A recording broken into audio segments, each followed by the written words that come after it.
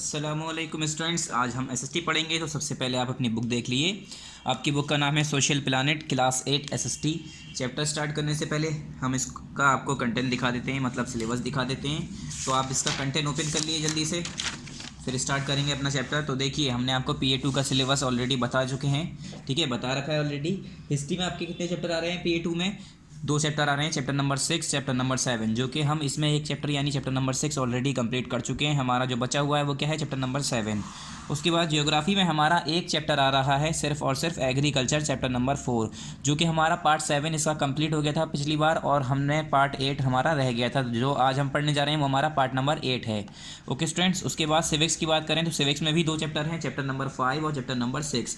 तो ये 2 चैप्टर हमारे दोनों ही अभी बाकी रह गए हैं, दोनों में से भी एक भी हमने चैप्टर करे नहीं है। तो ये तो हमारा सिलेबस हो गया। अब स्टार्ट करते हैं हम ज्योग्राफी का, जो हमारा लेफ्ट पोर्शन बचा हुआ है, part number 8, chapter number 4, page number 120। तो चैप्टर स्टार्ट करने से पहले पेज नंबर जल्दी से 120 ओपन करिए। चैप्टर स्टार्ट तो हो चुका है ऑलरेडी, बस हमें क्या करना है, अब जो हमारा बचा हुआ पार्ट है उसे कंप्लीट करना है। तो पेज नंबर 120 पर आ जाइए, और यहाँ पर देखिए हमने आपको क्या क्या ऑलरेडी पढ़ा चुके हैं इसमें। तो पेज नंबर 120 पर हम यहाँ पर चैप्टर नंबर 4 पर आ गए। देखिए यहाँ पर हमने बताया था ये पार्ट 7 है, उसके बाद डेट बताई थी। चैप्टर नंबर, हमारा चैप्टर नेम क्या है? एग्रीकल्चर। हमने आपको यहाँ पर एग्रीकल्चर के बारे में बताया, थोड़ा बहुत यहाँ पर इंट्रोडक्शन दिया था। उसके बाद यहाँ पर एग्रीकल्चर के बारे में यहाँ पर हमने बताया था कि एग्रीकल्चर कितनी कैटेगरीज़ में आता है। तो इकोनॉमिक एक्टिविटीज़ जो हमारी होती हैं वो 3 कैटेगरीज़ में डिवाइड होती हैं, प्राइमरी एक्टिविटी, सेकेंडरी और टर्शियरी। तो हमने बताया था प्राइमरी क्या होती है, सेकेंडरी क्या होती है और टर्शियरी एक्टिविटीज़ क्या होती हैं। ये तीनों आपको हमने क्या कर दिया था, अच्छे से हमने समझा दिया था। उसके बाद एग्रीकल्चर की बात करी थी हमने, तो एग्रीकल्चर के बारे में बताया था। उसके बाद हमने ये पढ़ा कि फैक्टर अफेक्टिंग एग्रीकल्चर, कौन कौन से ऐसे फैक्टर्स हैं जो कि एग्रीकल्चर को अफेक्ट करते हैं, क्या जो अफेक्ट्स करते हैं एग्रीकल्चर को, ठीक है। जैसे temperature, rainfall, soil irrigation, better seeds, agriculture implements और फर्टिलाइजर्स। ये सारी चीज़ें क्या है हमारे, जो वो फैक्टर्स हैं जो कि एग्रीकल्चर को अफेक्ट करते हैं, जिनकी वजह से एग्रीकल्चर में ये भी होता है कि एग्रीकल्चर प्रोडक्शन बढ़ भी जाता है और इनके ना होने की वजह से कम भी हो जाता है। फिर नेक्स्ट हमारा शुरू हुआ था classification of agriculture. Classification of agriculture में हमने पढ़ा था 2 तरह की फार्मिंग, क्लासिफिकेशन ऑफ एग्रीकल्चर में हमने पढ़ा था कि 2 तरह की फार्मिंग होती है। एक होती है सबसिस्टेंस फार्मिंग, एक होती है कमर्शियल फार्मिंग। क्या? सबसिस्टेंस फार्मिंग और कमर्शियल फार्मिंग। फिर हमने बताया कि वो सबसिस्टेंस फार्मिंग 2 तरह से होती है, एक होती है इंटेंसिव सबसिस्टेंस फार्मिंग, एक होती है प्रिमिटिव सबसिस्टेंस फार्मिंग, ठीक है। ये दो तरह से होती हैं। फिर प्रिमिटिव की हमने बताई थी कि इसे 2 तरह से करी जाती है, एक होती है नोमेटिक हर्डर और एक होती है शिफ्टिंग कल्टीवेशन। मतलब 2 टाइप्स होती हैं किसकी? प्रिमिटिव सबसिस्टेंस फार्मिंग की। सबसिस्टेंस फार्मिंग 2 तरह की होती है, एक इंटेंसिव, एक प्रिमिटिव। फिर प्रिमिटिव सबसिस्टेंस फार्मिंग भी 2 तरह से होती है, एक नोमेटिक हर्डिंग और शिफ्टिंग कल्टीवेशन। उसके बाद हमारी शुरू हुई कमर्शियल फार्मिंग। तो हमने बताया यहाँ पर कमर्शियल फार्मिंग को भी हमने पूरा समझाया था आपको। यहाँ पर आइए, फिर हमने पढ़ा था कि कमर्शियल फार्मिंग भी 3 तरह से होती है, एक होती है कमर्शियल ग्रेन फार्मिंग, एक मिक्स फार्मिंग, एक प्लांटेशन। फिर उसके बाद हम आ गए राइस पर, मेजर क्रॉप्स पर। मतलब मेजर क्रॉप्स के बारे में हमने बात की थी, जो कुछ मेजर क्रॉप्स हैं जो ज़्यादातर एरियाज़ में, सिर्फ इंडिया में नहीं बाहर भी मुल्कों में उगाए जाते हैं। जैसे कि हमने राइस पढ़ा था, फिर उसकी कंडीशंस के बारे में पढ़ा था कि उसे कैसा टेम्परेचर चाहिए राइस को उगाने के लिए, उसमें कितनी रेनफॉल चाहिए यानी कितनी बारिश चाहिए, उसके लिए मिट्टी कैसे चाहिए यानी सॉइल, और लेबर की ज़रूरत होती है या नहीं होती है, प्रोड्यूसिंग एरियाज़ कितना होना चाहिए, या ट्रेड कैसे होता है उसका, एक जगह से दूसरी जगह कैसे पहुँचाया जाए उसे। उसके बाद राइस के बाद हम ऐसे ही फिर वीट के बारे में पढ़ा, उसके हमने कंडीशंस पढ़ी ग्रोथ की, ठीक है, वीट के बारे में पढ़ा। फिर यहाँ पढ़ा हमने कंडीशन फॉर ग्रोथ, इसकी ग्रोथ के बारे में। फिर मिलेट्स, उसके बाद हमारा मेज़। फिर नेक्स्ट पेज नंबर 124 पर हमने पढ़ा कॉटन के बारे में, कॉटन के बाद जूट के बाद कॉफ़ी, और लास्ट वन जो हमारा था आखिरी वाला वो था हमारा टी के बारे में हमने पढ़ा। उसकी कंडीशंस के बारे में पढ़ा, कैसे उगाई जाती है टी, कहाँ कहाँ उगाई जाती है। उसके बाद हमने बताया आपको कि यहाँ पर आपका पार्ट नंबर 7 कंप्लीट हो गया। हमने बताया था आपको कि आपको यहाँ पर पार्ट नंबर 7 कंप्लीट हो चुका है, और हमारा next time part number 8 start होगा, हमने ये कहा था आपको। तो चलिए, आज हमारा पार्ट नंबर 8 स्टार्ट होगा यहाँ से, एग्रीकल्चरल डेवलपमेंट, ठीक है। तो यहाँ पर है, स्टार्ट करते हैं। A growing population generally requires N increased supply of food. ये कह रहे हैं जैसे कि हमारी ग्रोइंग पॉपुलेशन है जनरली जो है वो से क्या चाहिए? Increase supply of food. Food की जो सप्लाई है, जैसे कि हमारे वर्ल्ड में, हमारे दुनिया में, हमारे इंडिया में, अमेरिका में, कहीं भी अगर बात करें हम, तो हर जगह पॉपुलेशन बढ़ती जा रही है, दिन पर दिन आबादी बढ़ती जा रही है, ज़्यादा होती जा रही है, लोग बाग बढ़ते जा रहे हैं। तो अब लोग बाग बढ़ रहे हैं तो उन्हें खाना भी तो ज़्यादा चाहिए, क्योंकि पहले अगर एक घर में यही कह लिए कि एक जगह 10 लोग रह रहे हैं, उन्हीं लोगों के हिसाब का खाना है, अगर वहाँ 20 हो जाए तो खाना कम पड़ने लगेगा। तो इसी तरह से जैसे पॉपुलेशन बढ़ती जा रही है तो वो जो सप्लाई है फूड की, जो एक जगह जो फूड की सप्लाई हो रही है, खाना जो मिल रहा है, वो उसकी ज़रूरत बढ़ रही है, उसकी रिक्वायरमेंट बढ़ानी चाहिए। तो वही कह रहे हैं ये कि जैसे जैसे पॉपुलेशन बढ़ रही है वैसे हमें जो रिक्वायरमेंट्स है हमारी फूड की सप्लाई की, वो भी हमारी बढ़ रही है। Meeting this demand is only possible through proper development in agriculture. ये कह रहे हैं इस डिमांड को भरने के लिए, फिल करने के लिए, मीट करने के लिए, मतलब इस डिमांड को फुलफ़िल करने के लिए, मीट करने के लिए, इससे मिलने के लिए is only possible through proper development in agriculture. ये खाली तभी हो सकता है जबकि हमारा एग्रीकल्चर में प्रॉपर डेवलपमेंट हो जाए, मतलब हमारा एग्रीकल्चर डेवलप हो जाए। अब हम पुराने सारे टूल्स, टेक्निक्स और सारे तौर तरीके यूज़ करेंगे तो हमारा इतना जो है हमारा प्रोडक्शन नहीं होगा। अब अगर आप लोग सोचें कि क्या कहते हैं, हम ज़मीन बढ़ा देंगे, जहाँ 100 गज़ की ज़मीन पे खेती हो रही है तो हम 200 पे करेंगे, तो इससे खाना ज़्यादा होगा, ज़्यादा लोग खाएंगे। तो ज़्यादा लोग जब हो रहे हैं तो उन्हें ज़मीन भी तो चाहिए, तो हमें खेतों के लिए तो ज़मीन कम करनी पड़ेगी। हो सकता है ज़मीन जितनी है उतनी रहे, हो सकता है कुछ लोग खेतों को ही हटा के उस पर घर बना लें, तो उससे तो और ज़मीन कम हो रही है। तो हमें क्या चाहिए, एग्रीकल्चर के अंदर डेवलपमेंट चाहिए, उसके अंदर हमें टेक्नोलॉजीज़ का यूज़ करना चाहिए। ठीक है, हमें उसके अंदर डेवलपमेंट करना चाहिए जिससे हम ईज़िली क्या कर सकें, ज़्यादा से ज़्यादा प्रोड्यूस कर सकें। ठीक है, the latest technologies, high yielding varieties of seed and modern farm equipment are required for agriculture development. ये कह रहे हैं जो लेटेस्ट टेक्नोलॉजीज़ हैं जैसे कि high yielding varieties of seed, यानी HYV सीड। क्या HYV कहते हैं हम, HYV seeds, high yielding varieties of seed. High yielding variety of seed में क्या है, अच्छी सीड्स का, अच्छी बीजों का इस्तेमाल करना जिससे कि ज़्यादा प्रोडक्शन हो। आपने कोई सड़ी सी ख़राब सी सीड ले ली, ख़राब सी बीज ले ली, तो वो क्या पौधा उगाएगी, उससे क्या अच्छी फसल होगी जब वो सीड ही ख़राब है, बीज ही ख़राब है। तो उसके लिए क्या चाहिए हमें, पहले तो हमें अच्छी बीज चाहिए। And modern farm equipments are required, और जो मॉडर्न फार्म टूल्स हैं, इक्विपमेंट्स हैं, औजार हैं, जो मशीनें हैं, वो हमें उसकी ज़रूरत पड़ती है। किसके लिए, फॉर एग्रीकल्चर डेवलपमेंट। अगर आपको एग्रीकल्चर डेवलपमेंट करना है, तो अगर आप चाह रहे हैं कि हमारी फसल ज़्यादा अच्छी रहे, ज़्यादा उसके अंदर अनाज उगे, ज़्यादा गल्ला उगे, तो उसके लिए क्या चाहिए आपको, farm equipments, modern farm equipments को यूज़ करना है और हाई यील्डिंग वेराइटीज सीड्स को यूज़ करना है। इन डेवलपिंग कंट्रीज़, मतलब जो कंट्रीज़ डेवलपिंग है, अभी चल रही है, जिसका डेवलपमेंट चल रहा है, एक होती है डेवलप कंट्रीज़, एक होती है डेवलपिंग कंट्रीज़। डेवलप जो हो चुकी है, और डेवलपिंग मतलब जो डेवलपिंग की तरफ, डेवलपमेंट की तरफ बढ़ रही है, मतलब जिसके अंदर तरक्की चल रही है। ठीक है, और एक होती है जो तरक्की कर चुकी है, वो मॉडर्न टेक्नोलॉजीज़ है उसके पास और मशीनरीज़ है काफ़ी, उसका जो है GDP काफ़ी अच्छा है, मतलब हर चीज़ उसकी बेहतर हो चुकी है। और डेवलपिंग का मतलब जो कि तरक्की की तरफ चल रही है। In developing countries with large population, ये कह रहे हैं डेवलपिंग कंट्रीज़ में जिसमें लार्ज पॉपुलेशन है, जिसमें बहुत ज़्यादा लोग हैं, subsistence farming is still practice, उसमें जो है सबसिस्टेंस फार्मिंग अभी भी प्रैक्टिस की जा रही है। अभी भी वहाँ पर लोग क्या करते हैं, सबसिस्टेंस फार्मिंग को करते हैं। उसके बाद इन दीज, यहाँ पर है फिर, in these countries the farm size is usually small, और इस कंट्रीज़ में जो फार्म का साइज़ होता है वो यूजुअली स्मॉल होता है। जैसे कि मैंने बताया, अब रहने के लिए जगह लोग बाग घेर लेंगे जब, तो वहाँ पर फार्म के लिए जो साइज़ होगा वो तो छोटा ही रहेगा। अगर वो फार्म साइज़ बड़ा कर देंगे तो फिर रहेंगे कहाँ पर, क्योंकि लोगों को रहने के लिए जगह भी तो चाहिए, ज़मीन भी तो चाहिए। तो इससे क्या होता है, सब्सिस्टेंस फार्मिंग जैसे यहाँ कर रहे हैं, तो इन कंट्रीज़ में क्या होता है, इस जगहों पर यूजुअली जो फार्म साइज़ होते हैं वो छोटे होते हैं। In developed countries such as the USA, Canada, Russia, commercial farming is prevalent। ये कह रहे हैं जैसे कि कुछ डेवलप कंट्रीज़ हैं जो कि तरक्की कर चुकी है पहले से ऑलरेडी, जो कि तरक्की डेवलप कंट्रीज़ में आती है, तो वो डेवलप कंट्रीज़ जैसे कि USA है, कनाडा है, रशिया है, यहाँ पर कमर्शियल फार्मिंग इज़ प्रीवेलेंट। यहाँ पर किस तरह की फार्मिंग की जाती है, कमर्शियल फार्मिंग की जाती है। In these countries the farm size is usually very large, और इन कंट्रीज़ में जो फार्म का साइज़ होता है वो यूजुअली नॉर्मली जो है आमतौर पर बहुत बड़ा होता है। मतलब इनके जो फार्म होते हैं, जो इनके खेत होते हैं या फार्म साइज़ होते हैं, वो बहुत बड़े बड़े होते हैं। Let us try to understand farming in India vice.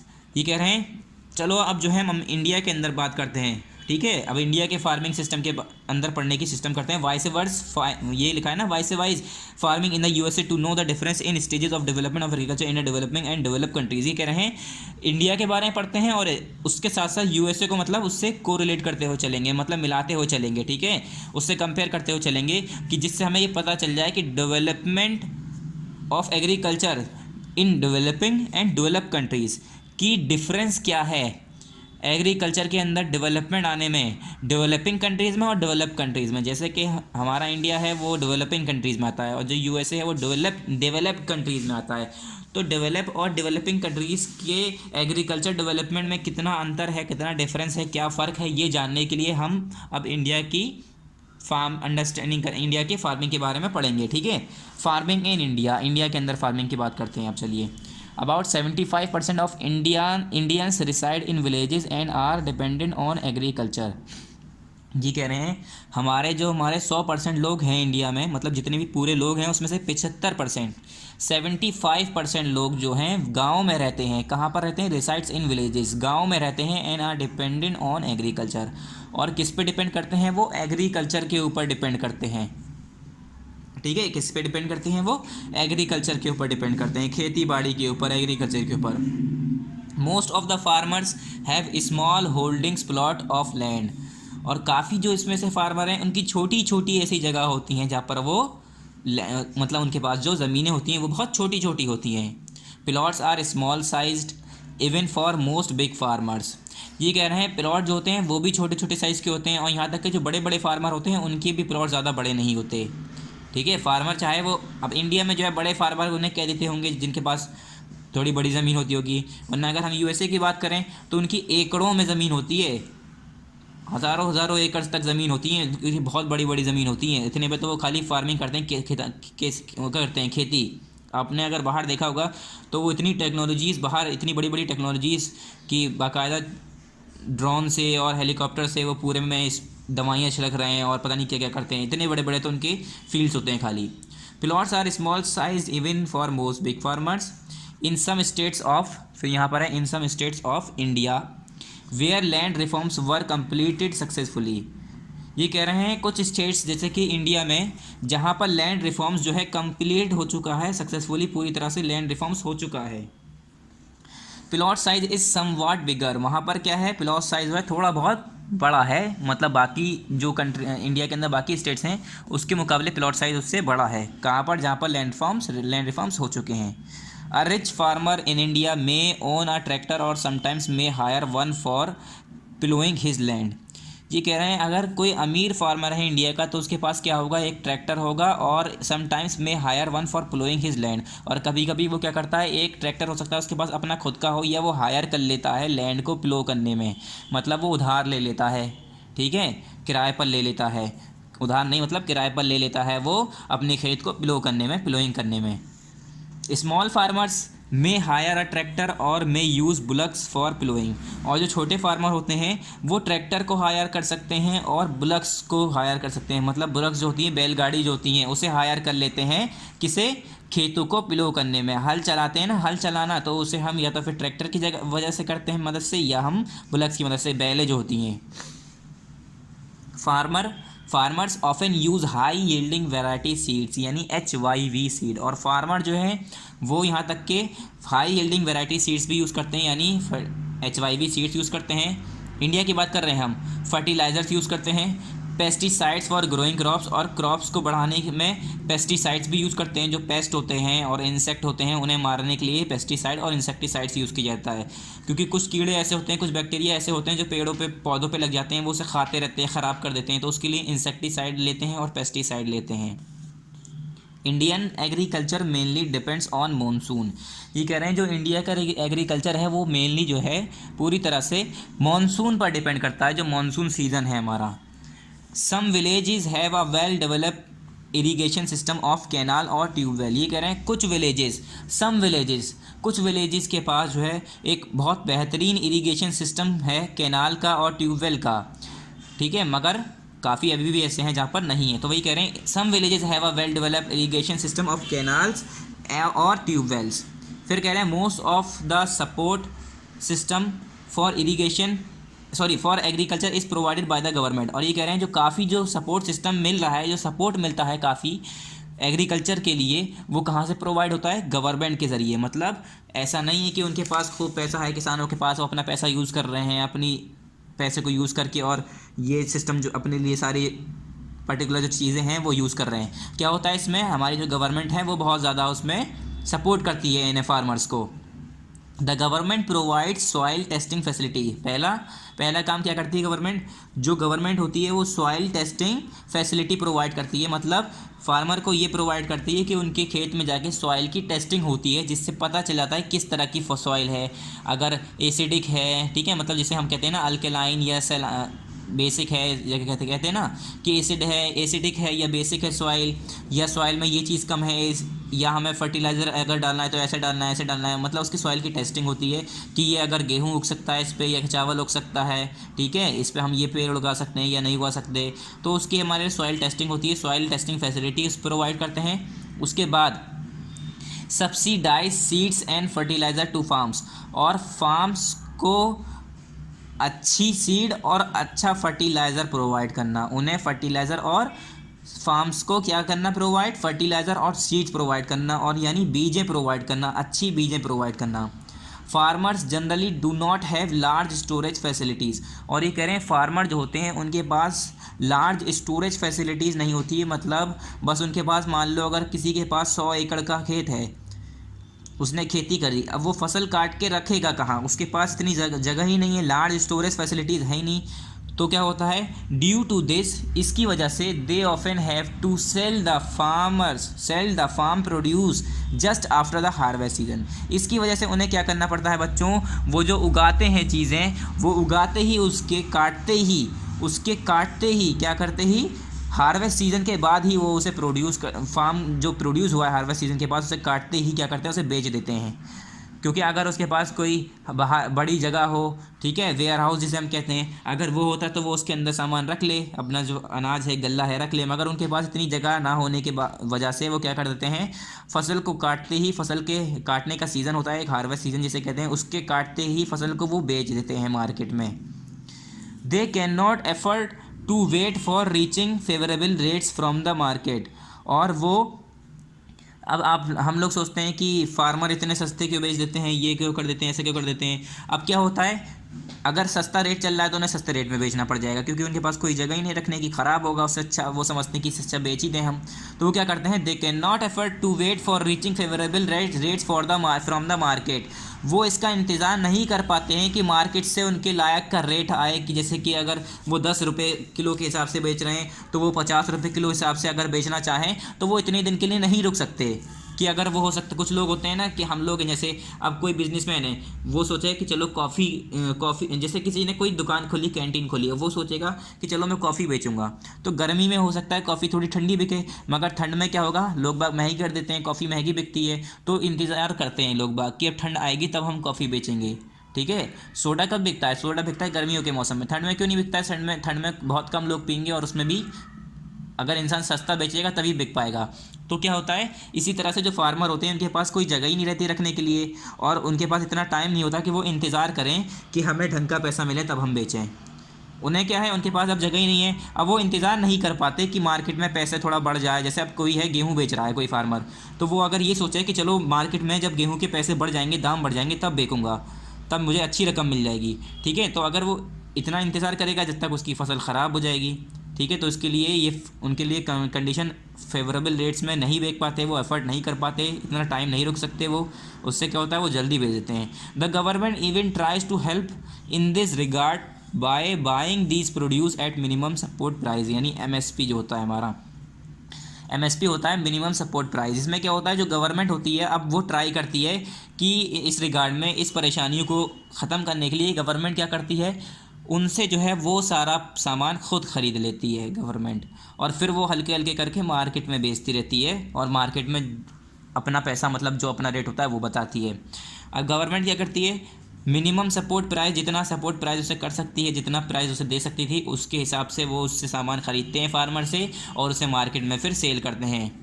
क्योंकि गवर्नमेंट के पास तो बड़ी बड़े वेयर हाउस होते हैं, बड़ी बड़ी जगह होती है जहाँ पर वो सामान रख सकते हैं, मगर फार्मर्स के पास नहीं होते, इसलिए गवर्नमेंट क्या करती है, उनसे ख़रीद लेती है और फिर वही मार्केट में हल्के हल्के करके सामान आता है, हम लोग जो खरीदते हैं।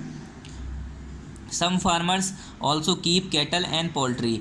ये कह रहे हैं कुछ फार्मर ऐसे होते हैं जिनके पास कैटल यानी गाय भैंस बकरी ये सब होते हैं, और पोल्ट्री फार्मिंग यानी जो आपने देखा होगा मुर्गियाँ पालते हैं कुछ लोग, ठीक है, चिकन विकन जो होता है वो। Milk is sold either to collection centres which are run by the cooperative societies और to customer in nearby town. और जो दूध बेचते हैं लोग बाग, उसी में कुछ फार्मर होते हैं, वो भैंसें भी पाल रखी हैं उन्होंने, तो वो डेयरी फार्मिंग का भी काम करते हैं, मतलब मिल्क भी बेचते हैं। उसमें क्या होता है, कलेक्शन सेंटर्स में बेचा जाता है, या तो फिर जो कि हमारे कहाँ से चली होती है, run by the cooperative society, कुछ कोऑपरेटिव सोसाइटीज़ होती हैं वो चला रही होती हैं, या तो फिर कुछ कस्टमर्स होते हैं जो नियर बाई टाउन्स में, मतलब कुछ शहर में इधर उधर ले जाके बेच दिया। आपने देखा होगा दुकानों पे भी जो सेल्समैन आता है वो क्या करता है, पैकेट ले लेके आता है। तो इसी तरह से गांव में जो लोग बाग होते हैं वो अपने अगल बगल इधर उधर बेच देते हैं, ठीक है, अपने मोहल्ले में अपने इलाके में बेच देते हैं। Some big poultry owners supply poultry to distance places. और जो बड़े बड़े पोल्ट्री ओनर्स होते हैं, मतलब अब मान लो किसी का बहुत बड़ी डेयरी है, मतलब मान लो उसके पास 10-12 हज़ार गायें हैं, 10-12 हज़ार भैंसें हैं, या मान लो 3-4 हज़ार ही भैंसें हैं, तो इतना दूध कहाँ तक बेच पाएगा, उसके गांव में इतने लोग कहाँ से होंगे, उसके गांव में इतने लोग तो होंगे नहीं। तो वो क्या करेगा, वो जो मिल्क प्रोडक्ट होगा वो चाहेगा कि मैं से अब बाहर अपने क्या करूं, विलेज से अपने गांव से दूसरे जगह पर बेचूं। तो इस तरह से क्या होता है, जो बड़े पोल्ट्री ओनर्स होते हैं वो पोल्ट्री को जो है डिस्टेंस प्लेसेस पे, मतलब दूर की जगहों पर भी क्या करते हैं, पहुंचाते हैं, दूर की जगहों पर भी जाके बेचा करते हैं। उसके बाद आ गए हम, farmers in India usually gather agriculture related information from elders and friends. ये कह रहे हैं जो इंडिया के अंदर फार्मर होते हैं, जो किसान होते हैं, वो जो खेती बाड़ी के बारे में, एग्रीकल्चर के बारे में जो सारी नॉलेज इकट्ठा करते हैं वो अपने बड़ों से या अपने दोस्तों से सीखते हैं।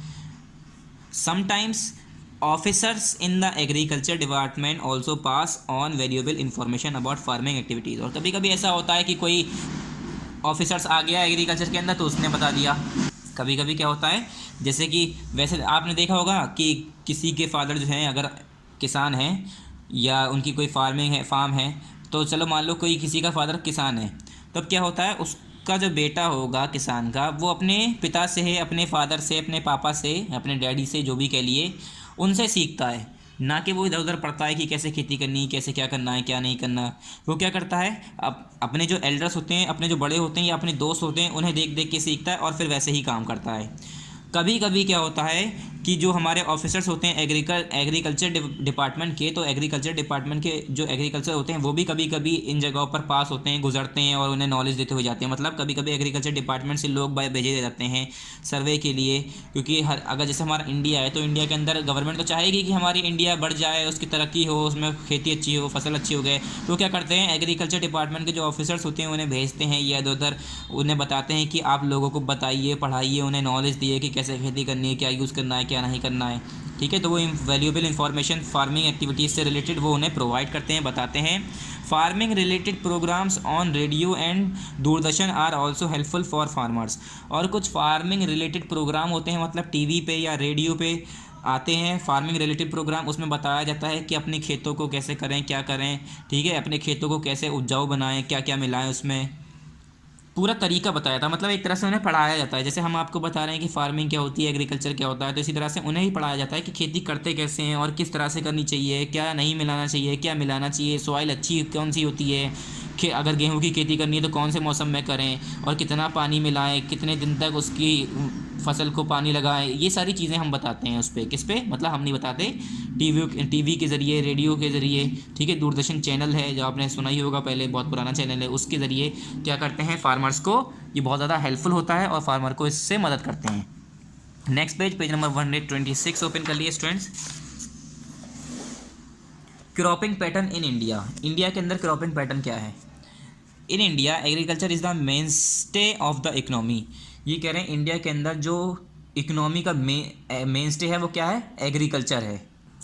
अब ये जो मेन स्टे वर्ड आया है, ये मेन स्टे का मतलब क्या है? तो ये कह रहे हैं इंडिया के अंदर जो एग्रीकल्चर है वो मेन स्टे है इकनॉमी का, मतलब बहुत इंपॉर्टेंट चीज़ है इकनॉमी की। मेनस्टे कहते हैं कोई इंपॉर्टेंट चीज़ या इंपॉर्टेंट इंसान या कोई इंपॉर्टेंट ऑब्जेक्ट जो भी हो, जो कि इंपॉर्टेंट हो। तो इकनॉमी में हमारे जो इंडिया का इकनॉमी है, इकनॉमी रेट जो भी हम बात करें, तो इकनॉमी की अगर बात करें तो हमारा जो एग्रीकल्चर है वो बहुत इंपॉर्टेंट रोल प्ले करता है इकनॉमी के अंदर। More than 60% of the peoples are dependent on agriculture even today. ये कह रहे हैं 60 से भी ज़्यादा लोग आज के टाइम में इंडिया के अंदर, कितने, 60 से भी ज़्यादा लोग आज के टाइम में इंडिया के अंदर किस पे डिपेंड कर रहे हैं, एग्रीकल्चर के ऊपर डिपेंड कर रहे हैं। 60 से ज़्यादा लोग, 60% से भी ज़्यादा लोग अभी भी, मतलब इतनी टेक्नोलॉजीज बढ़ने के बाद, इतना मॉडर्न होने के बाद भी लोग, 60% लोग जो इंडिया के हैं वो अभी भी एग्रीकल्चर के ऊपर डिपेंड करते हैं। People grow crops not only for subsistence but also for commercial purposes. अभी कह रहे हैं जो पीपल हैं, जो लोग बाग हैं, वो खाली सब्सिस्टेंस के लिए ही नहीं, कमर्शियल पर्पजेज़ के लिए भी क्रॉप्स उगाते हैं। मतलब सिर्फ अपने लिए ही नहीं, कमर्शियली पैसे के लिए भी क्रॉप्स उगाते हैं, इधर उधर उन्हें बेचना होता है, ट्रेड के लिए भी क्रॉप्स उगाते हैं। ठीक है। In some parts of the country the agriculture is very intensive. और ये कह रहे हैं कुछ पार्ट्स में, कंट्री के कुछ पार्ट में एग्रीकल्चर तो बहुत ज़्यादा होती है, बहुत ज़्यादा इंटेंसिव है। There are 3 cropping season in India which are as follows. ये कह रहे हैं इंडिया के अंदर 3 तरह की क्रॉपिंग सीजन होते हैं, मतलब 3 तरह के, ये कह सकते हैं हम 3 तरह के मौसम होते हैं। एक होता है ख़रीफ सीज़न, एक होता है रबी और एक होता है ज़ैद। ये आपने पहले कभी हो सकता है सुना हो या हो सकता है ना भी सुना हो, हमने तो सुना है। ठीक है। तो ख़रीफ, रबी और ज़ैद ये अलग अलग सीज़न के नाम दिए हैं। ख़रीफ सीज़न में कौन कौन सी चीज़ें उगाई जाती हैं, रबी सीज़न में कौन कौन सी उगाई जाती हैं, ज़ैद सीज़न में क्या उगाई जाती हैं। तो ये 3 नाम दिए हैं। पहला क्या है, ख़रीफ। ख़रीफ में क्या है, it start from the onset of monsoon in June up to the beginning of winter in November and December. ये कह रहे हैं ख़रीफ सीज़न कब स्टार्ट होता है, जब मानसून शुरू होता है। मानसून सीज़न स्टार्ट हो चुका होता है जून से लेकर कब तक, विंटर की बिगिनिंग में, यानी नवंबर और दिसंबर तक। नवंबर, अगर विंटर नवंबर तक शुरू है तो नवंबर में शुरू है तो नवंबर से तक ख़त्म हो जाए ख़रीफ, या दिसंबर में शुरू हुआ है, ठंड कभी कभी ऐसा होता है दिसंबर में आई, नवंबर में थोड़ा नॉर्मल टेम्परेचर रहा। तो मानसून सीज़न से लेकर अगर हम नवंबर में, यानी विंटर सीज़न की स्टार्टिंग में या दिसंबर में अगर बात करें तो हमारा कौन सा सीज़न होता है, वो ख़रीफ सीज़न कहलाता है। Major crops grown in this season are rice, maize, jowar, bajra, cotton. Season of pulses like moong, urad etcetera. ये कह रहे हैं जो मेजर क्रॉप्स इस सीज़न में उगाई जाती है वो क्या है, राइस है, जैसे चावल है, मेज़ है, ज्वार है, बाजरा है, कॉटन है। ठीक है। ये क्या है, season of pulses like moong, urad etcetera. और इस सीज़न की जो कुछ दालें होती हैं, जैसे कि मूंग की दाल, उड़द की दाल, आपने सुना होगा मूंग की दाल, मूंग कहते हैं इसे, मगर ये लिखा क्या आता है, मूंग होता है और मूंग ही पढ़ा जाता है। लोग बात क्या कहते हैं, मूंग की दाल, तो मूंग नहीं होता है, वो मूंग होता है। मूंग की दाल, उड़द की दाल, वो क्या है, हमारा ख़रीफ सीज़न में ही उगाया जाता है। कब कब, मानसून सीज़न के स्टार्टिंग में। ठीक है। कब तक, नवंबर या दिसंबर तक, जब तक हमारा विंटर सीज़न शुरू ना हो जाए, ठंड का मौसम शुरू ना हो जाए। उसके बाद रबी क्रॉप्स की बात करते हैं। रबी क्रॉप्स में क्या है, this is an another cropping season start from beginning of the winter and continues up to the starting of summer season. ये कह रहे हैं ये दूसरा क्रॉपिंग सीज़न है जो कि हमारा विंटर सीज़न से स्टार्ट होता है और कंटिन्यू कब तक करता है, मतलब कब तक चलता है, समर सीज़न तक होता है। कब तक, समर सीज़न तक होता है। Major crops grown in this season are wheat, barley, jowar, grams and oil seed such as rape, mustard, linseed etcetera. ये कह रहे हैं इसमें जो मेजर क्रॉप्स उगाई जाती हैं इस सीज़न में, उसके नाम क्या है, वीट है, बार्ले है, ज्वार है, ग्राम है, ऑयल सीड्स हैं, या ऑयल सीड्स में जैसे कि रेप, ठीक है, और मस्टर्ड और लिनसीड एक्सेट्रा। ये सब जो है इससे क्या है, हमारा तेल निकाला जाता है। जो हम तेल, मस्टर्ड ऑयल आपने देखा होगा, लिनसीड ऑयल, ये सब क्या है, इससे तेल निकाला जाता है। रेप्स ऑयल, ये सब क्या है, इनसे तेल निकाला जाता है। और ये जो रेप्स ऑयल, ये जो रेप है, ठीक है, रेप सीड जो होता है, ये कैसा होता है, ये येलो कलर का एक फ्लावर प्लांट होता है, मतलब उसमें येलो कलर के पूरे पत्ते होते हैं, ऐसा लगता है पीला पीला पूरा, हर कुछ सब कुछ पूरा येलो येलो होता है। ठीक है। तो उसके फ्लावर में बीज टाइप्स की होती हैं, उसकी जो सीडें होती हैं, सीड्स होती हैं, उससे क्या करा जाता है, ऑयल निकाला जाता है। नेक्स्ट है हमारा जैद। अब जैद क्या है, there is another cropping season which is zaid in which along with some food crops, vegetable and fruits are grown. ये कह रहे हैं जैद सीज़न एक और तीसरा सीज़न है। ठीक है। दूसरा अनदर क्रॉपिंग सीज़न है जिसमें क्या होता है, विच इज़ जैद। तीसरा कौन सा है, जैद है, जिसमें क्या होता है, along with some food crops, कुछ फूड क्रॉप्स के साथ उसमें कुछ वेजिटेबल, सब्जियां और यहाँ तक कि कुछ फ्रूट्स भी उगाए जाते हैं, यानी फल भी उगाए जाते हैं इस सीज़न में। Major crops grown are rice, maize, groundnut as the main food crops and watermelon, muskmelon, cucumber etcetera as the fruit and vegetable. ये कह रहे हैं कुछ मेजर क्रॉप्स हैं जैसे कि राइस है, मेज़ है, ये ग्राउंडनट है, जैसे कि हमारे ये मेन फूड क्रॉप्स हो गई। और कुछ हमारे जैसे कि वाटरमेलन, मस्क मेलन और कुकुम्बर है, ये हमारे क्या हो गए, हमारे फ्रूट और वेजिटेबल की एग्जाम्पल हो गई। उसके बाद फार्मिंग इन यूएसए। अब हमने इंडिया के बारे में पढ़ लिया, अब यूएसए के बारे में पढ़ेंगे कि यूएसए में किस तरह की फार्मिंग होती है। फिर हम डिफरेंस देखेंगे कि कितना, हमें तब समझ में आएगा कि इंडिया और यूएसए की फार्मिंग में कितना ज़्यादा फ़र्क है, कितनी ज़्यादा डिफरेंस है। The USA in north America is the fourth largest country in the world. ये कह रहे हैं जो यूएसए है, यूनाइटेड स्टेट ऑफ अमेरिका, ये कहाँ पर है, नॉर्थ अमेरिका के अंदर है। कौन से कॉन्टिनेंट में, नॉर्थ अमेरिका। क्या है ये, फोर्थ लार्जेस्ट कंट्री है इन द वर्ल्ड, ये चौथी सबसे बड़ी कंट्री है वर्ल्ड में, ठीक है, चौथी सबसे बड़ी कंट्री है वर्ल्ड में। It's total population is a little more than 30 crore. ये कह रहे हैं इसकी जो टोटल पॉपुलेशन है वो थोड़ी सी ज़्यादा है 30 करोड़ से। कितनी, 30 करोड़ से थोड़ी सी ज़्यादा पॉपुलेशन है इसकी, थोड़ी सी ज़्यादा, little more. People from different countries of Europe came here in search of work and wealth. ये कह रहे हैं जो लोग बाग हैं यूरोप के, ठीक है, जो यूरोप के लोग बाग हैं वो लोग डिफरेंट कंट्रीज़ के, मतलब यूरोप के अंदर अलग अलग जो कंट्रीज़ हैं, अलग अलग जो कंट्रीज़ हैं उसके अंदर अलग अलग कंट्रीज से लोग बाग यहाँ पर आते हैं खाने की, किसकी तलाश में, किसकी तलाश में, वर्क की तलाश में, काम की तलाश में और पैसे की तलाश में, क्योंकि जब काम करेंगे तभी तो पैसा मिलेगा। They found that the central part of the USA is a vast treeless plain where tall grasses grown. तो जब लोग बाग आते हैं, या अगर हम ऐसे ही बात करें तो जो यूएसए का जो सेंट्रल पार्ट है, जो बीच वाला हिस्सा है, उसमें बड़े बड़ी जगह ऐसी हैं जहाँ पर पेड़ नहीं होते, ट्रीलेस प्लेन एरियाज़ हैं जहाँ पर बड़ी बड़ी लंबी लंबी ग्रासेस होती हैं, घासें होती हैं। This is a mid west of the USA and the immigrants called this region as prairies. ये क्या है, इसे हम यूएसए का मिड वेस्ट कहते हैं और उसे इमिग्रेट्स कहते हैं, जिसे हम, क्या नाम है उसका, प्रेरीज। जिसका क्या है, एक ये ग्रासलैंड है। प्रेरीज क्या है, एक ग्रासलैंड है जो कि नॉर्थ अमेरिका में किसे कहा जाता है, ग्रासलैंड्स को कहा जाता है। तो ये नॉर्थ अमेरिका का ग्रासलैंड है, ठीक है। आपने प्रेरीज सुना भी होगा, चैप्टर भी पढ़ा होगा अलग, पूरा एक प्रेरीज का चैप्टर भी पढ़ा होगा। Today the USA is a rich and developed country and has been blessed by the nature with vast fertile, क्या है यहाँ पर, with vast fertile plains and extensive grassland. ये कह रहे हैं आज के ज़माने में जो यूएसए है वो बहुत अमीर और डेवलप्ड कंट्री में आता है, और जो उसकी जो ज़मीन है उसे कुदरत ने, क्या है, उसे वास्ट और फर्टाइल प्लेन से नवाजा है। मतलब उसे कुदरत ने काफ़ी बड़ी और उपजाऊ यानी फर्टाइल ज़मीन उसे दी है, और उसमें एक एक्सटेंसिव ग्रासलैंड है, मतलब बहुत बड़ा एरिया उसे प्रोवाइड किया है जिसमें वो उसे नवाजा है। मतलब ये कहा जा सकता है गॉड ने उन्हें एक इतना बेहतरीन गिफ्ट दिया है, ठीक है। The prairies of the USA are located in the interior of continent. और जो प्रेरीज है वो कॉन्टिनेंट्स के इंटीरियर में लोकेटेड है, मतलब अंदर वाले हिस्से में। And experience an extreme type of climate, और जो वो अंदर होने की वजह से क्या होता है, वहाँ का जो टेम्परेचर है वो कैसा है, एक्सट्रीम टाइप का क्लाइमेट है। उसका क्लाइमेट कैसा रहता है, वहाँ का मौसम कैसा रहता है, एक्सट्रीम टाइप का। Here the winters are generally cold and summers are hot. यहाँ पर जो सर्दियाँ होती हैं वो ज़्यादा ठंडी होती है वहाँ पर, और जो गर्मियाँ होती हैं वो बहुत ज़्यादा गर्म होती है। मतलब नॉर्मल टेम्परेचर जैसे लोग बाग होता है कि ठंड में ठंड पड़ रही है तो ठंड में ठंड पड़ती है, गर्मी में गर्मी होती है तो गर्मी में गर्मी होती है। कुछ रीजन में ऐसा होता है कि गर्मियों में भी धूप नहीं निकलती है, ठंडा इलाका होता है। There is a limited amount of rainfall during the summer season, और समर सीजन में लिमिटेड अमाउंट की रेनफॉल होती है, ऐसा नहीं कि खूब बारिश हो रही है, ठीक है, लिमिटेड अमाउंट की भी रेनफॉल होती है। Most of the farms in the USA are very large, और ये कह रहे हैं जो ज़्यादातर फार्म्स हैं यूएसए के अंदर वो बहुत बड़े हैं। A farmer usually own 250 hectares of land on an average. ये कह रहे हैं अगर हम वहाँ की बात करें तो 250 हेक्टेयर्स, यानी जो हम एकर्स कहते हैं, एकर्स अलग है वैसे ही हेक्टेयर्स, तो 250 हेक्टेयर्स की तो ज़मीन एक एवरेज रेट की अगर हम बात करें तो हर फार्मर के पास होती है। अगर वहाँ का कोई किसान है तो वहाँ पर कम से कम 250 हेक्टेयर्स की ज़मीन उसके पास होती है।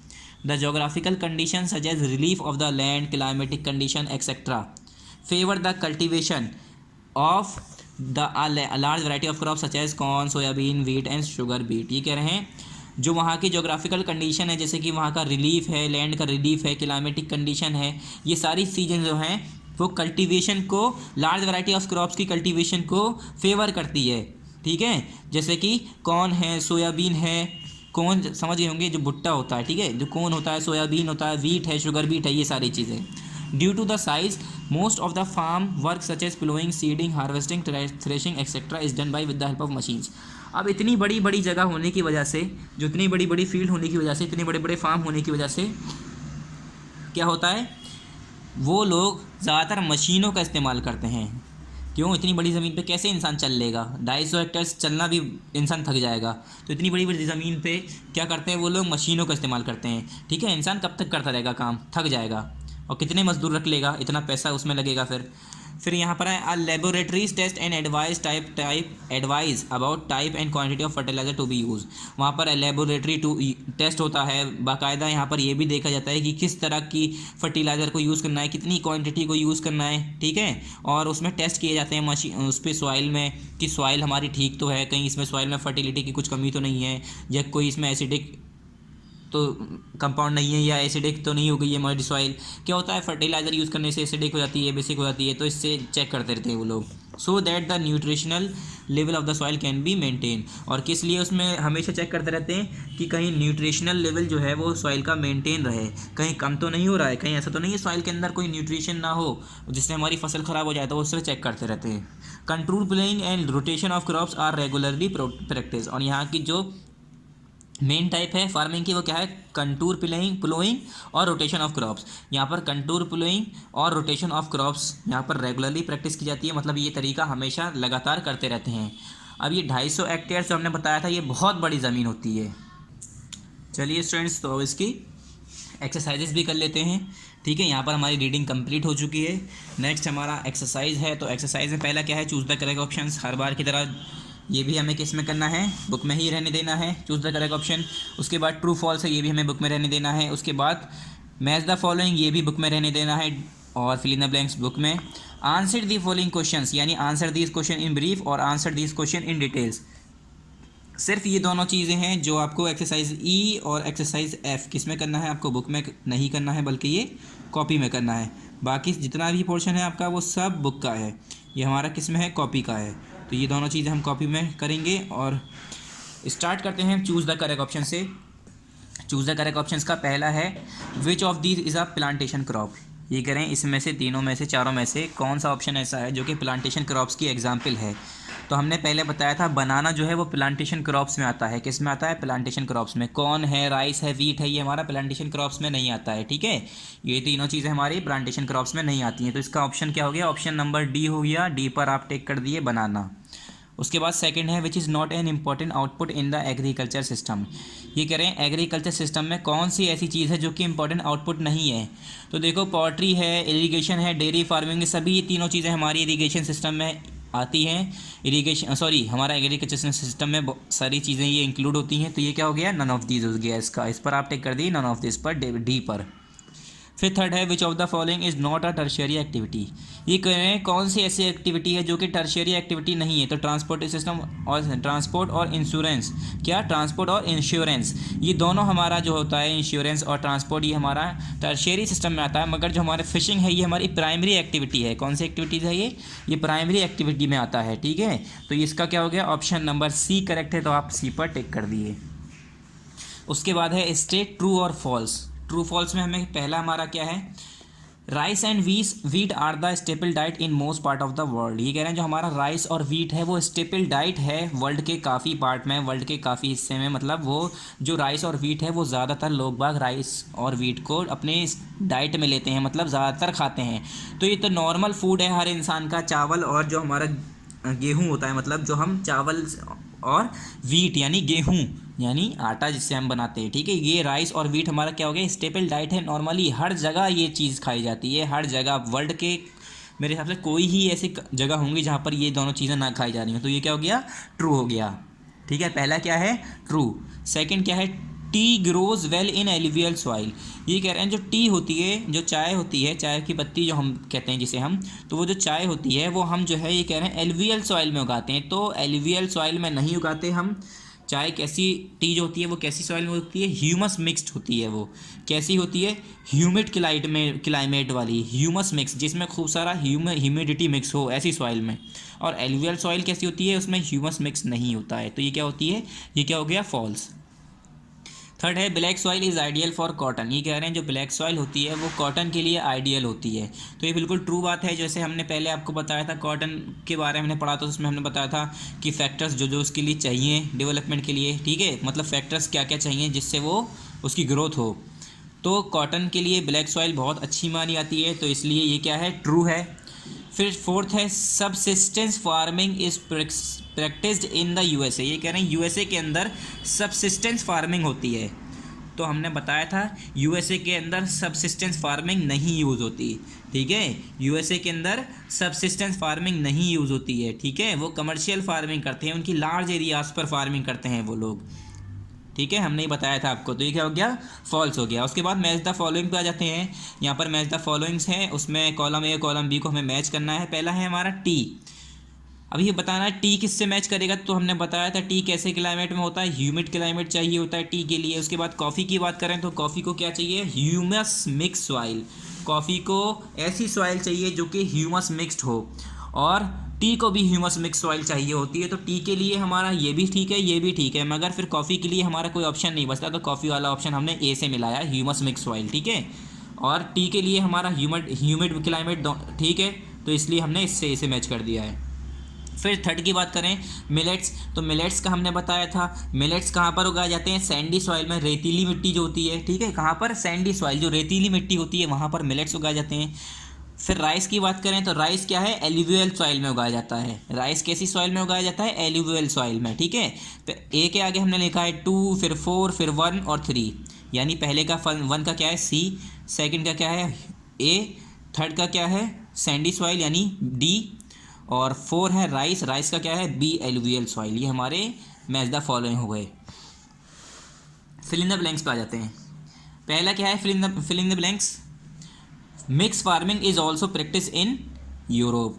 क्या है, mix farming is also practice in Europe. Mix farming जो है वो और कहाँ पर उगाई करी जाती है, यूरोप में भी की जाती है, और कई कंट्रीज़ के नाम दिए थे यहाँ पर, तो हमने खाली यूरोप लिखा है। उसके बाद सेकंड है primary activities are hunting and fishing. ये कह रहे हैं प्राइमरी एक्टिविटीज़ कौन कौन सी हैं, एक हंटिंग यानी शिकार करना, और फिशिंग करना, ठीक है, मछलियाँ पकड़ना। ये किस में आता है, हमारा प्राइमरी एक्टिविटीज़ में आता है। थर्ड है हमारा nomadic herding is widely practice in dash region of the world. ये कह रहे हैं जो नोमैटिक हर्डिंग चीज़ है, जो हमारा नोमैटिक हर्डिंग होती है वो किस रीजन में, वर्ल्ड के किस रीजन में करी जाती है, तो साउथ ईस्ट एशियन में की जाती है। कौन से, साउथ ईस्ट एशियन वाले रीजन में नोमैटिक हर्डिंग प्रैक्टिस की जाती है, ठीक है। फिर लास्ट है हमारा फोर्थ है India is the major producer of tea. Tea का मेजर प्रोड्यूसर कौन है, इंडिया। सबसे ज़्यादा टी कहाँ पर उगाई जाती है, इंडिया के अंदर, ठीक है। तो ये हमारे फिल इन द ब्लैंक्स होंगे। पहला है यूरोप, EUROPA यूरोप, ठीक है, EUROPA यूरोप। उसके बाद दूसरा है यहाँ पर हंटिंग और फिशिंग, इसकी तो आपको स्पेलिंग आती होगी। फिर तीसरा है हमारा साउथ ईस्ट एशियन, यानी साउथ अलग, SOUTH साउथ, फिर उसके बाद EAST ईस्ट, ASIAN एशियन। फिर लास्ट है हमारा फोर्थ टी, यानी TEAT जो होता है हमारा। उसके बाद हम आ जाते हैं अपने answer this question in brief. Question number first है what are the different types of economic activities. ये कह रहे हैं कौन कौन सी इकोनॉमिक एक्टिविटीज़ होती हैं, मतलब कितने तरह की एक्टिविटीज़ होती हैं, डिफरेंट टाइप्स बताने हैं हमें इकोनॉमिक एक्टिविटीज़ के। तो हम इसके क्वेश्चन आंसर आपको टिक करा देंगे, ठीक है स्टूडेंट्स। तो इसका इकोनॉमिक एक्टिविटीज़ का क्वेश्चन नंबर फर्स्ट है, क्वेश्चन नंबर फर्स्ट एक्सरसाइज ई का पेज नंबर कहाँ पर है, चलिए पहले हम ओपन कर लेते हैं फिर बताते हैं। तो स्टार्टिंग वाला पेज कर लिया, आई थिंक पेज नंबर 120 है, ठीक है, क्या है page number 120, page number 120 open कर लिए। क्वेश्चन नंबर 1 एक्सरसाइज ई, यहाँ पर देखिए economic activities are classified into 3 main categories, primary activities, secondary activity and tertiary activities, ठीक है। यहाँ पर हमारा क्या हो गया, ये हमारी इकोनॉमिक एक्टिविटीज़ के बारे में हमने बताया। क्वेश्चन दोबारा से हम पढ़ते हैं, दोबारा देखते हैं क्वेश्चन क्या था हमारा। क्वेश्चन था हमारा what are the different types of economic activities. ये कह रहे हैं इकोनॉमिक एक्टिविटीज़ कौन कौन सी हैं, डिफरेंट टाइप्स बताओ। तो एक हो गया प्राइमरी, एक हो गया सेकेंडरी, एक हो गया क्या हो गया, एक टर्शियरी। तो आप लिखेंगे the different types of economic activities are, उसके बाद लिख लीजिएगा प्राइमरी सेकेंडरी टर्शियरी, बस नाम लिख लीजिएगा, या तो फिर आप यहाँ से लिख लीजिएगा। तो वैसे हमें ना यहाँ से ज़्यादा सही रहेगा तो हम यहीं से लिखेंगे, ठीक है, बुक से ही ले लेते हैं इसका आंसर, मतलब क्वेश्चन से ही इसका आंसर ले लेते हैं। आप लिखेंगे the different types of economic activities are, answer बता रहे हैं हम आपको, ठीक है, आर। फिर पेज नंबर 120 पर आ जाइए, आर के बाद पेज नंबर 120, ठीक है। क्या लिखेंगे आप? Answer number first exercise E, the different types of economic activities are. Are के बाद, ठीक है, आर के बाद पेज नंबर 120 ओपन कर लिए, पेज नंबर 120 पर आर के बाद, ठीक है, कोई गलती नहीं होनी चाहिए, जल्दी यहाँ पर आइए। फिर यहाँ पर लिखेंगे आप are primary activity, secondary activity and tertiary activity. ये हमारा क्या हो गया यहाँ से यहाँ तक? आंसर नंबर फर्स्ट हो गया स्टूडेंट, ठीक है, आंसर नंबर फर्स्ट हो गया, एक्सरसाइज ई हो गई, ठीक है स्टूडेंट, ये हमारा आंसर नंबर फर्स्ट हो गया, एक्सरसाइज ई हो गई, प्राइमरी एक्टिविटी, सेकेंडरी एक्टिविटी और tertiary activity. Next question number 2 की बात करते हैं। क्वेश्चन नंबर 2 क्या है हमारा? What do you understand by agriculture, name some factor which influence agriculture. एक मिनट, सॉरी, आपको अब दिख रहा होगा। ये कह रहे हैं what do you mean understand by agriculture, आपको एग्रीकल्चर से क्या समझ में आता है, और कुछ फैक्टर्स के नाम बताओ जो कि एग्रीकल्चर को इन्फ्लुएंस करते हैं, अफेक्ट करते हैं। तो एग्रीकल्चर होता क्या है? जल्दी से यहाँ पीछे आ जाइए, पेज नंबर 120 पर ही है इसका आंसर, ठीक है, इसका भी पेज नंबर 120 पर है, ठीक है स्टूडेंट्स, पेज नंबर 120 पर है। Answer number 2 exercise E, answer number 2 exercise E, page number 120। देखिए एग्रीकल्चर है यहाँ पर। The term agriculture has been drive from Latin term agri meaning field and culture meaning cultivation. So the literal meaning of agriculture is cultivation of crop on the fields, ठीक है। तो ये क्या हो गया? हमारी एग्रीकल्चर की डेफिनेशन हो गई, ठीक है। In the recent time agriculture is not only confined with the growing of crops in the field but it is also includes growing of crops and domestication of animal not only for subsistence. वैसे तो ये आज के ज़माने की definition है, तो ये होनी तो पूरी चाहिए, but for commercial purpose also. तो ये आपको डेफिनेशन पूरी लिखनी पड़ेगी स्टूडेंट, ठीक है, कमर्शियल पर्पस ऑल्सो। यहाँ तक आपका ये आंसर नंबर सेकंड का अभी पहला पार्ट है सिर्फ, एक्सरसाइज ई का, एक्सरसाइज ए का। फिर क्या है? Factors influencing agriculture. दूसरा इसी में 2 क्वेश्चन पूछे हैं ना, इसी में दूसरा पूछा है name some factor in which influence agriculture. कुछ फैक्टर्स के नाम बताओ जो एग्रीकल्चर को इन्फ्लुएंस करता हो। तो ज़रूरी नहीं है सारे लिखो, मगर ये 7 हैं तो सारे लिखेंगे। तो आप लिखेंगे फिर से यहीं पर पेज नंबर 120 पर फैक्टर्स अफेक्टिंग एग्रीकल्चर। यहाँ से लेकर यहाँ तक लिखने के बाद, ऑल्सो कमर्शियल पर्पज़ ऑल्सो तक लिखने के बाद, आंसर यहाँ पर कंप्लीट करने के बाद आप लिखेंगे इसी में factor affecting agriculture, factor affecting agriculture. फिर लिखेंगे temperature, rainfall, soil, irrigation, better seeds, agriculture implements और फर्टिलाइज़र। सिर्फ और सिर्फ इनके नाम लिखने, इनकी डेफिनेशन नहीं लिखनी है आपको, इन्हें डिटेल में समझाना नहीं है, खाली ये नाम लिखने हैं आपको, बेटर सीड, एग्रीकल्चर इम्प्लीमेंट्स और फर्टिलाइज़र। खाली यही 1 2 3 4 5 6 7, खाली यही 7 नाम आपको लिखने हैं, ये वर्ड्स लिखने हैं, इसे एक्सप्लेन नहीं करना है, ठीक है। तो ये हमारा क्या हो गया? आंसर नंबर 2 हो गया, एक्सरसाइज ई का यहाँ पर कंप्लीट, ठीक है स्टूडेंट। पहले यहाँ से स्टार्ट करेंगे, आप ऑल्सो तक लिखेंगे, उसके बाद फैक्टर अफेक्टिंग एग्रीकल्चर में लिखेंगे temperature, rainfall, soil, irrigation, better seeds, agriculture implement और फर्टिलाइजर। कॉमा लगा के लिख लीजिएगा, ठीक है। ज़रूरी नहीं है नंबर लिखना है कि 1 टेम्परेचर, 2 रेनफॉल, कॉमा लगा के लिख लीजिएगा। उसके बाद क्वेश्चन नंबर 3 पर आ जाते हैं जल्दी से। क्वेश्चन नंबर 3 ओपन करिए। ये कह रहे हैं what is slash and burn farming, what are its disadvantages. ये कह रहे हैं स्लैश और बन फार्मिंग क्या होती है और उसकी डिसएडवांटेजेस क्या होती हैं। तो ये क्वेश्चन नंबर 3 जो है ये है ना question number 3, what is slash and burn farming, what are its disadvantages. तो ये बुक में तो इतना अच्छे से दिया नहीं है और मेरे हिसाब से है नहीं, बस वहाँ पर हमें शिफ्टिंग कल्टीवेशन के बारे में बताया था।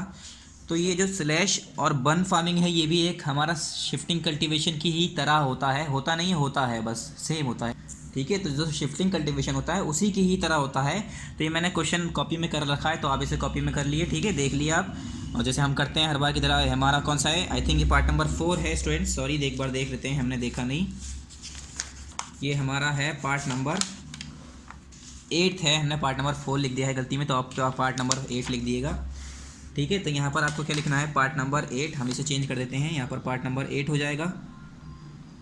पहले पार्ट नेम, उसके बाद चैप्टर नेम, उसके बाद एग्रीकल्चर यानी चैप्टर का नाम, उससे पहले नंबर, यहाँ पर डेट, फिर आंसर दी इस क्वेश्चन इन ब्रीफ, ये लिखना है। फिर क्वेश्चन नंबर 1 2 मैं आपको टिक करा चुका हूँ, तो आप अपने आप कर लिएगा। क्वेश्चन नंबर 3 देखिए, मैंने पूरा आंसर लिखा है यहाँ पर। Slash and burn farming is a form of shifting agriculture, shifting agriculture where the natural vegetation is cut. ये क्या है? इज़ लिखा है, यहाँ पर दोबारा देखिए, slash and burn farming is the form of shifting agriculture where the natural vegetation is cut down and burn as a method of clearing the land for cultivation and then when the plot becomes infertile the farmer, ये है फिर, the farmer moves to a new fresh place and does the same again. ठीक है, does the same again, AGAIN है ये। उसके बाद फिर इसकी डिसएडवांटेज है, one of the disadvantage of using slash and burn agriculture is deforestation. क्या, one of the disadvantages of using slash and burn agriculture is deforestation. ठीक है स्टूडेंट्स, यहाँ पर हमारा आंसर नंबर 3 कंप्लीट हो गया। अब मैं कॉपी हटा लेता हूँ। नेक्स्ट क्वेश्चन देखते हैं। क्वेश्चन नंबर 4 क्या है हमारा? क्वेश्चन नंबर 4 है, what do you understand bye plantation? आपको प्लांटेशन से क्या समझ में आता है? तो प्लांटेशन वाला पोर्शन हमारा पीछे है, हम इसकी डेफिनेशन आपको दिखा देते हैं। ठीक है स्टूडेंट्स, तो आप प्लांटेशन ओपन कर लिए। चलिए जल्दी से प्लांटेशन ओपन करते हैं। यहाँ पर देखिए पेज नंबर 112, ठीक है, सॉरी 122, प्लांटेशन। ये कह रहे हैं, इन this type of farming a single type of commercial crop is grown on vast stretches of land. इस फार्मिंग में क्या होता है, जो हमारे प्लांटेशन होता है इसमें कमर्शियल क्रॉप बड़ी जगह पर उगाया जाता है, तो हम कहते हैं प्लांटेशन। फिर उसके बाद यहाँ पर नाम दिए, tea, coffee, sugar cane, rubber, banana and cotton are grown in plantation. फिर the farmer produce can be process on the farm और in nearby factories, for this the transport network needs to be in place. Plantation is both capital and labor intensive. Plantation are found in tropical region of the world. Rubber plantation are found in Malaysia. Coffee, ये सब तो आप मत करिए, ठीक है। वैसे तो सारी चीज़ें इंपॉर्टेंट है इसमें, मगर हम जो ज़्यादा मेन है वही लगा देते हैं। तो इसका आंसर है, आंसर नंबर 4 है एक्सरसाइज ई का। यहाँ पर पहले लिखिए आंसर नंबर 4 एक्सरसाइज ई। ठीक है स्टूडेंट्स, तो यहाँ पर लिखिए, in this type of farming a single type of commercial crop is grown on vast stretches of land. उसके बाद यहाँ से लेकर टी से लेकर coffee, sugar cane, rubber, banana and cotton are grown in plantation, ये एग्जाम्पल हो गई। फिर यहाँ पर है द फार्म, ये नहीं करना है, उसके बाद आ जाना है हमें यहाँ पर डायरेक्ट, यहाँ तक सेकंड लाइन तक टिक करने के बाद यहाँ आ जाना है plantation. Plantation is both capital and labour intensive. ठीक है, फिर यहाँ पर लिखना है plantation are found in tropical region of the world. यहाँ तक हमारा आंसर कंप्लीट हो गया। ठीक है, आंसर नंबर 4 यहाँ से स्टार्ट है और यहाँ पर कंप्लीट है। ठीक है स्टूडेंट्स, इस जगह पर कंप्लीट है वर्ल्ड तक। पहले कहाँ से लिखेंगे, इन से लेकर प्लांटेशन तक, उसके बाद प्लांटेशन से लेकर वर्ल्ड तक। ये हमारा आंसर नंबर 4 एक्सरसाइज ई का कंप्लीट हो गया। पेज नंबर 122 है, ये पेज नंबर 122 है। अब जल्दी से हम वहाँ पर पेज नंबर लिख देते हैं क्वेश्चन नंबर 4 के आगे। यहाँ पर लिख दिए पेज नंबर 122। अब नेक्स्ट क्वेश्चन एक्सरसाइज एफ का, what is difference between subsistence farming and intensive farming. ये कह रहे हैं इंटेंसिव फार्मिंग और सबसिस्टेंस, क्या सबसिस्टेंस फार्मिंग और इंटेंसिव फार्मिंग में डिफरेंस क्या है, फ़र्क बताना है। तो जल्दी से दोनों पे आ जाते हैं। पेज नंबर फार्मिंग के जो डिफरेंट पार्ट्स ऑफ फार्मिंग था ना, क्वेश्चन नंबर 1 एक्सरसाइज एफ। ठीक है, यहाँ पर आइए, सबसिस्टेंस फार्मिंग ये रहा हमारा। हमने बताया था ना, the farming can be broadly classified in 2 types, subsistence farming and commercial farming. तो पहले यहाँ पर सबसिस्टेंस फार्मिंग की बात करिए। यहाँ पर subsistence agriculture techniques are those in which farming is very backward and there is no mechanisation and the production is just for subsistence, hence it is name as subsistence type of farming. ठीक है, यहाँ तक हो गया हमारा subsistence का, कि हमारी सबसिस्टेंस फार्मिंग क्या होती है, यहाँ से लेकर फिर इट इज़ फर्दर सब डिवाइडेड इनटू इंटेंसिव फार्मिंग, ये रहने दिए। आप बस यहीं तक लिखिए इसे। आंसर नंबर 1 है हमारा एक्सरसाइज एफ है। ठीक है, यहाँ तक ये तो हमारे सबसिस्टेंस का ही हुआ। अभी इन्होंने क्या पूछा है, एक देखिए फिर से क्वेश्चन पे आ जाइए। सबसिस्टेंस पूछा है और कमर्शियल पूछा है, तो हमने अभी खाली सबसिस्टेंस का बताया है, sorry subsistence farming and intensive farming. इन्होंने इंटेंसिव फार्मिंग पूछा है, तो ये पेज नंबर 121 पर, पेज नंबर 121 पर है इसका आंसर। पेज नंबर 121 पर यहाँ लिखिए, page number 121, subsistence farming and intensive farming. ठीक है स्टूडेंट्स, तो यहाँ पर आइए, सबसिस्टेंस फार्मिंग ये हो गया हमारा, यहाँ तक हमारा हो गया सबसिस्टेंस फार्मिंग। इसी की ही एक एग्जाम्पल है इंटेंसिव सबसिस्टेंस फार्मिंग, इसी का ही एक फॉर्म है, इसी का एक तरीका है, मतलब इसे डिवाइड किया गया है। तो यहाँ पर है it involve the cultivation of small land holding with the help of primitive and simple tool. The work on the farm is done mostly by human worker in some hot and humid region. The farmer are in a position to raise more than one crop from the same field in 1 year.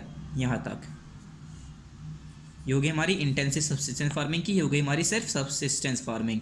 तो यहाँ पर answer number first exercise ई, ये हमारा answer number first हो गया, sorry exercise F है ना, ये हमारा एक्सरसाइज एफ है, ये एक्सरसाइज एफ। एक मिनट हम इसे रब करके लिख देते हैं, आपको कोई कन्फ्यूज़न नहीं होनी चाहिए, ठीक है। एक्सरसाइज एफ है हमारा ये आंसर नंबर फर्स्ट। पहले सब्सिस्टेंस का यहाँ से यहाँ तक, फिर इंटेंसिव का यहाँ से लेकर पूरा यहाँ तक, इसमें हमने कोई एग्जाम्पल नहीं लिखवाई है, ठीक है। फिर क्वेश्चन नंबर 2 पर आ जाते हैं। ये हमारा कौन सा है, पेज नंबर 121 पे है, तो अब यहाँ पर हमने लिख दिया है page number 121। Question number 2, what are the main differences between farming in India and farming in the USA. ये तो बहुत ही बड़ा आंसर है कि यूएसए और इंडिया के अंदर मेन डिफरेंस क्या है। तो मेन डिफरेंस, तो सबसे बड़ा मेन डिफरेंस ये है कि इंडिया के अंदर जो जगहें होती हैं, जो फार्मिंग प्लेस होती है, प्लॉट लैंड होती हैं, ठीक है, जो फार्म लैंड होते हैं वो छोटे छोटे होते हैं, और यूएसए के अंदर वो बहुत बड़े बड़े होते हैं, ठीक है। और यूएसए के अंदर वो मशीन्स का इस्तेमाल करते हैं, और इंडिया के अंदर मशीन्स का, टेक्नोलॉजीज़ का इतना इस्तेमाल नहीं होता है। अगर होता भी है तो वो या तो फिर उधार मतलब कर्ज किराए पर लेकर, या कुछ बड़े फार्मर होते हैं वो उनके पास ट्रैक्टर्स होते हैं, ठीक है। और इनकी एकड़ों में, हेक्टेयर्स में ज़मीन होती है, उनकी बहुत छोटी छोटी ज़मीन होती है, ठीक है। तो यहाँ पर डिफरेंसेस लिखने हैं, चलिए देख लेते हैं पहले हम। यहाँ पर है the USA in north America is the 4th largest country in the world. तो इसे आप ऐसा करिए, होमवर्क करिए, हम कराएंगे, बहुत बड़ा होगा, आप अपने आप इसे 5-5 डिफरेंस लिखने हैं, मतलब 5-5 लाइन के, ठीक है। इस साइड कर लीजिएगा, ऐसे इधर लिख लीजिएगा यहाँ पर, या तो फिर ऐसे सिंपल लिख लीजिएगा, 5-5 लाइन लिख लीजिएगा, 3-3 4-4 लाइन लिख लीजिएगा। वैसे 5-5 लाइन बहुत है, 5-5 लाइन कम से कम अगर आप लिखेंगे तभी आंसर हो पाएगा पूरा। अगर आप छोड़ेंगे कि थोड़ा कम कर लें, छोड़ दें, तो वो आंसर कंप्लीट नहीं होगा। फिर question number 3, what are the main feature of commercial agriculture. ये करें कमर्शियल एग्रीकल्चर का मेन फीचर क्या है। तो कमर्शियल टाइप ऑफ एग्रीकल्चर में आ जाते हैं यहाँ पर, जल्दी से पेज नंबर 122 ओपन कर लिए, page number 122, answer number 3, commercial grain farming, ठीक है। तो ये है हमारा, यही पूछा है ना, एक मिनट, यहाँ क्या पूछा है, main feature of commercial agriculture, page number 122 पहले यहाँ पर लिख लिए। इसका मेन फीचर पूछा, मतलब मेन फ़ायदा क्या है इसका, कमर्शियल टाइप की जो फार्मिंग करते हैं, एग्रीकल्चर करते हैं हम, उसका फ़ायदा क्यों हो रहा है। तो answer number 3 exercise F, page number 122, यहाँ पर आ जाइए। कमर्शियल फार्मिंग में यहाँ पर लिखा है crops are grown for sale in commercial grain farming. सबसे पहला यहाँ पर जो क्रॉप्स उगाई जाती हैं वो सेल के लिए, बेचने के लिए, और फिर यहाँ पर मेजर क्रॉप्स के नाम बता दिए। फिर यहाँ पर लिखा है commercial grain farming is mainly practice in the temperate grassland of north America, Europe and Asia. The sparse population in such areas indicate that there are farms spread on thousands of hectares. Due to severe winter, the farming season is restricted and single crop is grown in a year. ठीक है, वैसा कुछ इन्होंने कुछ special दिया तो नहीं है, मगर अगर हम कमर्शियल क्रॉप्स की बात करें फार्मिंग की, तो लोग बाग जो होते हैं वो इसलिए मेनली इसे इस तरह की फार्मिंग करते हैं जिससे वो उसे बेच पाएँ और उससे पैसा कमा पाएँ। तो ये आंसर बच्चों यहाँ पर स्टूडेंट्स सही से दिया नहीं है, ठीक है, कुछ 1-2 पॉइंट ही यहाँ पर दिए हैं, और ये डिटेल में पूछा है आंसर। तो ये बुक से नहीं करते हैं हम, इसे आपको कॉपी में करा देते हैं, आप कॉपी से इसे नोट कर लिए, ठीक है। क्वेश्चन नंबर हमारा 3 क्या है, दोबारा देखिए। क्वेश्चन नंबर 3 है what are the main feature of commercial agriculture. तो कमर्शियल एग्रीकल्चर के हमारे मेन फीचर क्या है, तो हम बुक से नहीं करेंगे, अच्छा आंसर नहीं लिखा है इसमें, तो हमने ये कॉपी में कर रखा है, आप वहाँ से इसे नोट कर लिए, तो आपको हम आंसर दिखा देते हैं, ठीक है। तो एक्सरसाइज एफ का answer this question in detail. Question number 1, 2 हम ऑलरेडी बता चुके हैं, सेकंड हमने होमवर्क दिया है, फर्स्ट आपको बता दिया है। क्वेश्चन नंबर 3 जो है वो हम आपको दिखा देते हैं। मेन फीचर पूछा है, तो यहाँ पर मेन फीचर है the main features of commercial agriculture are, यहाँ पर आर के बाद यहाँ पर डॉट करके इस तरह से कमर्शियल एग्रीकल्चर, यहाँ पर ऐसे डॉट करके आर, उसके बाद पहला है हमारा लार्ज स्केल प्रोडक्शन, सबसे वहाँ पर लार्ज स्केल की प्रोडक्शन होती है, ज़्यादा पैदावार होती है। इट इज़ कैपिटल इंटेंसिव, वो कैपिटल इंटेंसिव होती है। Third the use of high yielding varieties of seed, जो हमारी HIV सीड्स होती हैं, ठीक है, हाई यील्डिंग वेराइटीज़ का इस्तेमाल होता है। It is produce for sale, और इसे हम बेचने के लिए प्रोड्यूस करते हैं। Heavy machinery and human labour, और यहाँ पर हैवी मशीनरी और ह्यूमन लेबर का इस्तेमाल होता है। उसके बाद हमारा क्या है, हैवी मशीनरी के बाद in most cases one type of agriculture practice is done in a large area, और काफ़ी केसेस में एक ही तरह की एग्रीकल्चर प्रैक्टिस करी जाती है बड़े एरियाज़ में। फिर आखिरी पॉइंट क्या है, the practice is traditionally done all over all year round, और ये जो ट्रेडिशनली जो प्रैक्टिस की जाती है ये लगभग पूरे साल तक चलती रहती है। ठीक है स्टूडेंट्स, यहाँ पर आंसर नंबर 3 आपका कंप्लीट हो गया। एक बार आप पहले देख लिए इसे, ठीक है, ये हमारा आंसर नंबर 3 कंप्लीट हो गया। हमारा यहाँ पर चैप्टर भी कंप्लीट हो चुका है। तो नेक्स्ट टाइम हम नेक्स्ट चैप्टर करेंगे। ठीक है स्टूडेंट्स, ये हमारा चैप्टर कंप्लीट। और हाँ, आपका PA2 का सिलेबस भी कंप्लीट, क्योंकि आपके PA2 में सिर्फ और सिर्फ एक ही चैप्टर आ रहा है। तो यहाँ पर लिख लिए PA2 कोर्स कंप्लीटेड। ज्योग्राफी में तो एक ही चैप्टर है ना। अभी हम आपको सिलेबस दिखा देते हैं। ज्योग्राफी का जो आपका PA2 का सिलेबस है वो कोर्स कंप्लीट हो गया है। आप यहाँ पर डेट लिख दिया कि किस दिन आपका ये सिलेबस कंप्लीट हुआ है। जल्दी से आप इसे कंटेंट पे आ जाइए, मैं बता देता हूँ आपको सिलेबस। हिस्ट्री में हमारे 2 चैप्टर हैं, चैप्टर 6 चैप्टर 7, जिसमें एक हो चुका है, एक बाकी है। ज्योग्राफी में हमारे एक चैप्टर है, चैप्टर नंबर 4, जो कि एग्रीकल्चर, जो कि आज हमने कंप्लीट कर दिया। ठीक है स्टूडेंट्स, फिर जो हमारा बचेगा ये फाइनल एग्जाम का होगा बाकी बचा हुआ। सिविक्स में अगर बात करें तो सिविक्स में चैप्टर नंबर 5 और 6 ये 2 चैप्टर हैं। अब हमारा जो हम नेक्स्ट पढ़ाएंगे वो होगा हमारा अंडरस्टैंडिंग लॉज। ठीक है, चैप्टर नंबर 5 ये हमारा सिविक्स स्टार्ट होगा। उसके बाद फिर हमारा बस अब बाकी क्या रह गया है, हमारा सिविक्स में 2 चैप्टर और इसमें 1 चैप्टर। ये हमारे खाली 3 चैप्टर आपके बाकी रह गए हैं। उसके बाद हमारा SST का क्लास 8 का सिलेबस PA2 का कंप्लीट हो जाएगा। So thank you very much students, अस्सलाम वालेकुम।